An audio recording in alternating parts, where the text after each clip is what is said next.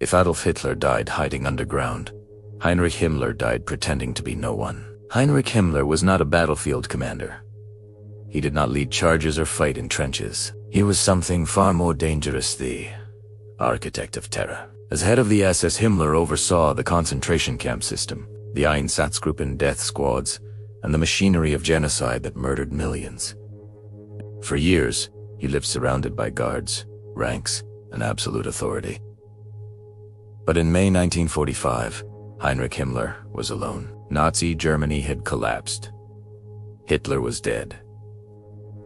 Berlin had fallen. The SS, the organization Himmler had built into a state, within a state, was disintegrating. Officers fled, burned documents, or vanished into civilian life. Himmler knew exactly what awaited him if captured.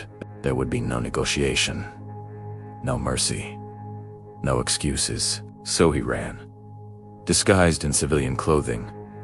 Himmler shaved his mustache and adopted a false identity. He carried forged papers under the name Heinrich Hitzinger, posing as a low-level government worker. The man responsible for mass murder now tried to disappear among refugees flooding post-war Germany. But he did not travel empty-handed. Hidden inside his mouth, embedded between his teeth, was a cyanide capsule. Final escape. Himmler had instructed SS officers for years to carry poison rather than face capture. Now, he followed his own doctrine. The irony was absolute. On May 21st, 1945, near Bremerverde, in northern Germany, British forces stopped Himmler and two companions at a checkpoint. The war was officially over. Allied soldiers were rounding up stragglers, refugees, and suspected Nazis. At first, Himmler was not recognized. He stood calmly, gave his false name, and presented his papers. But something about him drew attention. His behavior was stiff, his posture rigid, his arrogance poorly concealed. British officers detained him for questioning. It was only during further interrogation that the truth emerged. Himmler's identity was uncovered. The head of the SS, one of the most wanted men in Europe, was now a prisoner. There was no dramatic resistance, no speech, no attempt to fight, just silence. British authorities understood the significance of what they had captured. Himmler was to be searched thoroughly and transferred for formal interrogation. He would likely face trial for crimes against humanity, his crimes. But Heinrich Himmler had no intention of answering questions. On the evening of May 23, 1945, Himmler was taken to a holding facility in Nuremberg. British officers began a routine medical examination, a standard procedure for high-value prisoners. They knew about cyanide capsules. Many Nazi officials had used them to avoid capture. Guards were instructed to watch carefully. Himmler sat quietly as the doctor examined him. Then it happened. In a sudden movement, Himmler clenched his jaw. The cyanide capsule shattered between his teeth. Within seconds, the poison entered his bloodstream. British guards reacted immediately. They forced his mouth open. They tried to remove the fragments. They attempted emergency treatment. It was too late. Himmler collapsed, convulsing violently. His face twisted in agony. Foam formed at his mouth. The man who had orchestrated death on an industrial scale now experienced it personally, brutal, uncontrollable, and final. Within minutes, Heinrich Himmler was dead. No trial, no testimony, no public reckoning. Just poison and silence. The shock was immediate. The British had captured one of the most powerful figures in Nazi Germany and lost him within moments. Justice had been denied its witness. History had been robbed of answers. Himmler's body was photographed, documented, and buried in an unmarked grave to prevent it from becoming a shrine. His death was announced publicly soon after. For many, it felt unsatisfying. The man responsible for so much suffering had escaped the courtroom. He would never be forced to confront survivors, never hear the evidence read aloud, never be sentenced by the world. But his death revealed something crucial. Himmler, the self-proclaimed guardian of racial purity, died in absolute fear. The man who preached sacrifice chose escape. The leader who demanded loyalty unto death abandoned his own ideology the moment it turned against him. He did not die fighting. He did not die defending beliefs. He died trying to avoid consequences. For years, Himmler believed himself untouchable, protected by power, rank, and obedience. But when that protection vanished, there was nothing left but poison hidden in his mouth. His end exposed the hollow core of Nazi leadership. Behind the uniforms, the speeches, and the terror was not courage but cowardice. Heinrich Himmler's suicide was not an act of defiance. It was an admission. An admission that he knew exactly what he had done and exactly what he deserved.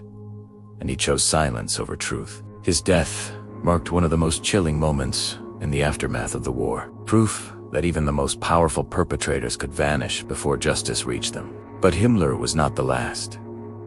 Others would fall in different ways, some even more disturbing. Because as the world tried to understand the horror of the Third Reich, its leaders continued to meet their end not in battle but in fear, poison, and desperation.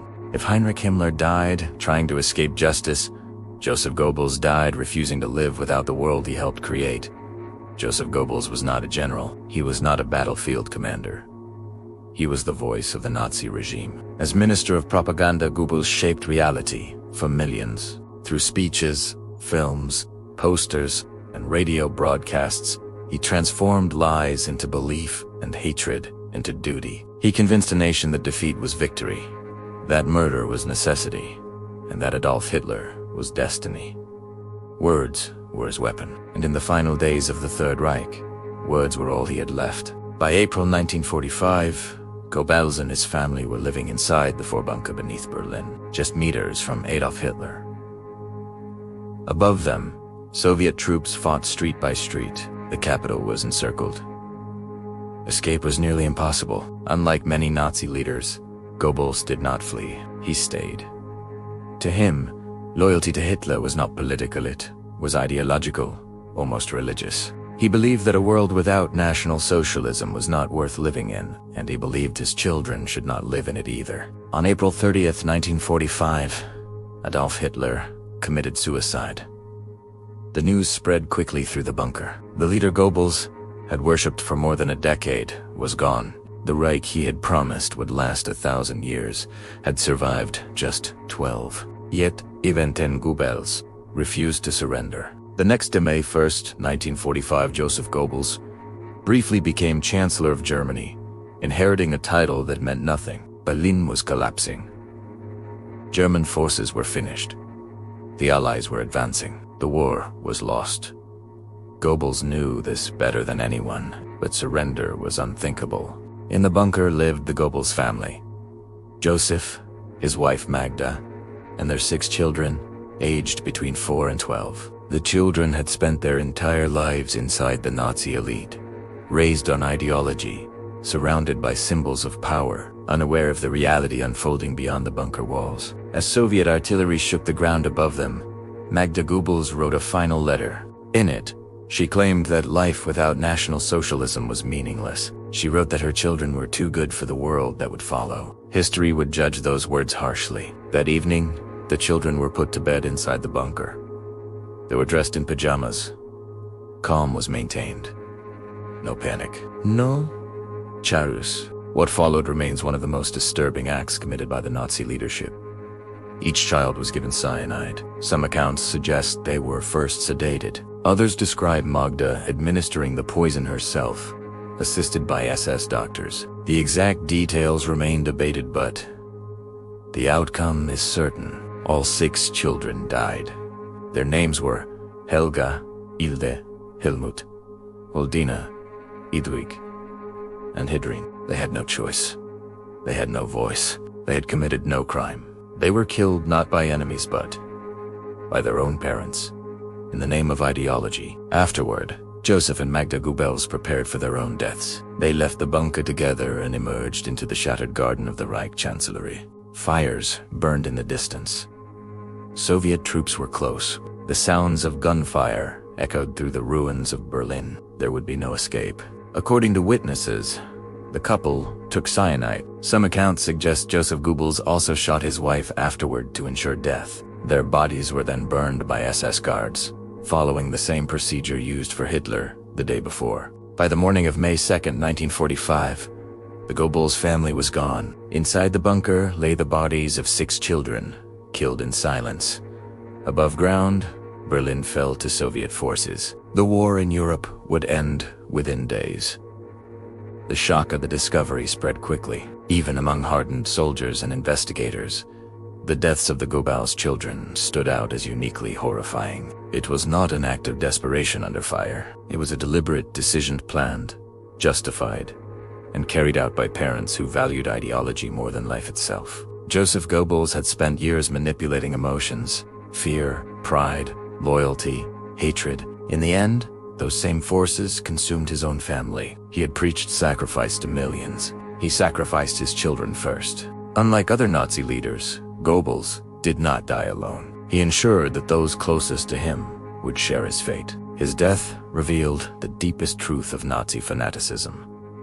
When belief replaces humanity, even children become expendable. No battlefield death could match the darkness of this ending. No trial could fully expose it. It was the ultimate expression of a regime that destroyed not only its enemies but itself. The Third Reich ended not just with military defeat, but with moral collapse so complete that parents murdered their own children rather than accept a world without power. Joseph Goebbels, the master of propaganda, left behind no speech, no final message that could justify what he had done. Only silence and 6 small graves that symbolized the true cost of blind loyalty.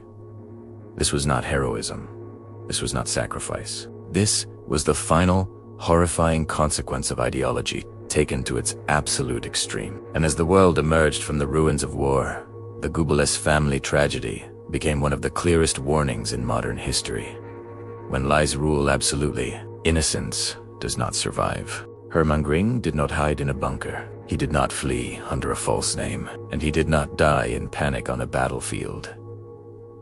Hermann Göring waited. Once the most powerful man in Nazi Germany after Adolf Hitler, Göring had lived a life of stolen art, elaborate uniforms, and endless privilege. As head of the Luftwaffe and a founding member of the Nazi Party, he had helped bring Hitler to power and enforce the regime's rule across Europe. But by 1945, everything he had built was gone. Germany had surrendered. The Third Reich had collapsed, and Göring, once draped in medals now, sat behind bars, stripped of rank, authority, and illusion. Unlike many Nazi leaders, Göring did not choose suicide immediately. He chose survival. Captured by American forces in May 1945, Göring surrendered willingly, believing he could outmaneuver his captors with charm, intelligence, and legal argument. He was confident, articulate, even arrogant. He believed history might still favor him. That belief carried him to Nuremberg. In November 1945, Göring stood trial before the International Military Tribunal alongside other surviving Nazi leaders. For the first time, the world watched the architects of the Third Reich forced to answer for their crimes. And Göring became the trial's central figure. He was sharp, defiant, and confrontational. He sparred with prosecutors, challenged witnesses, and attempted to justify the regime's actions. At times, he even seemed to enjoy the spotlight transforming the courtroom into a stage. But behind the confidence, the evidence was overwhelming. The Luftwaffe's terror bombings, the plunder of occupied Europe, the exploitation of forced labor, the aggressive wars of conquest. One by one, Göring's defenses collapsed. On October 1st, 1946, the verdict was delivered. Hermann Göring was found guilty on all major counts: conspiracy, crimes against peace, war crimes, and crimes against humanity. His sentence was death by hanging. The man who once believed himself Hitler's successor would die as a convicted criminal. For Göring, this was unacceptable. He had imagined many endings, but not this one. Not execution by a rope, judged by enemies, remembered not as a hero but as a criminal. From that moment on, Göring focused on one final goal: control. In his prison cell at Nuremberg, Göring maintained a strict routine. Exercise said read, wrote letters, and interacted politely with guards. He appeared calm, cooperative, even resigned. But beneath the surface, something else was happening. Somehow, through means still debated, Göring had obtained a cyanide capsule. Whether it was smuggled in by a guard, hidden in personal effects, or concealed earlier and never discovered remains unclear. What is certain is that prison authorities failed to find it. And Göring waited. October 15th, 1946. The executions were scheduled for the early hours of the next morning. That evening, Göring wrote final letters. He dined. He spoke calmly with guards. There was no visible panic, no last-minute plea for mercy. Then, sometime around 10:45 p.m., Hermann Göring made his move. Alone in his cell, he bit down on the cyanide capsule. The poison worked quickly. Guards found him slumped on his bed, unresponsive. Medical personnel were summoned immediately, but there was nothing to be done. Within minutes, Hermann Göring was dead. Just hours before his execution, when news broke, shock rippled through the prison. One of the most notorious Nazi leaders had escaped the gallows at the very last moment. The carefully planned justice of Nuremberg had been denied its final act. For many, it felt like an insult. The rope had been prepared. The sentence had been pronounced. The world was watching, and yet Göring had slipped away. His suicide sparked immediate controversy. Investigations were launched. Guards were questioned. Procedures were scrutinized. How had such a high-profile prisoner managed to conceal poison until the final night? No single answer ever fully satisfied historians. But the symbolism was clear. Hermann Göring, who had once wielded absolute power, had reduced justice to a race against time and won by seconds. Still, his escape was incomplete. Unlike Himmler, Göring did not vanish into obscurity. Unlike Hitler, he did not control the narrative of his death. His suicide was not defiance, it was fear of humiliation. He avoided the rope, but not the verdict. The world had already judged him. At Nuremberg, 10 other Nazi leaders were executed as scheduled. Their bodies were cremated, and their ashes scattered to prevent memorials. Göring's body was treated the same way. No grave, no monument, no honor. Only a record of guilt. In the end, Göring's final act revealed the truth behind the grandeur. The man who demanded loyalty unto death could not face death. Himself, at least not on the world's terms. He escaped execution, but not history. His name remains forever linked to aggression, plunder, and destruction. His legacy is not one of brilliance or leadership, but of a criminal who fled accountability at the final second. The irony is complete. Hermann Göring lived as a symbol of Nazi power. He died as proof of its emptiness. And with his death, the last illusion of control vanished, leaving only the record of crimes and the judgment he could not outrun.